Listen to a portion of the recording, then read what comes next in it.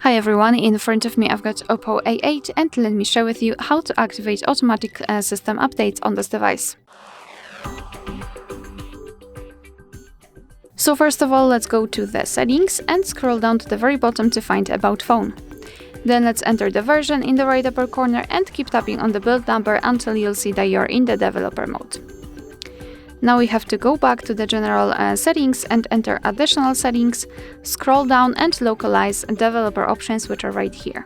So now all we have to do is to scroll down just a little bit to find this option, automatic system updates, and tap on the switcher to turn this option on. So from now on your device is allowed to apply the updates whenever it will be restarted. Of course, you can turn this option off just by tapping on the switcher again.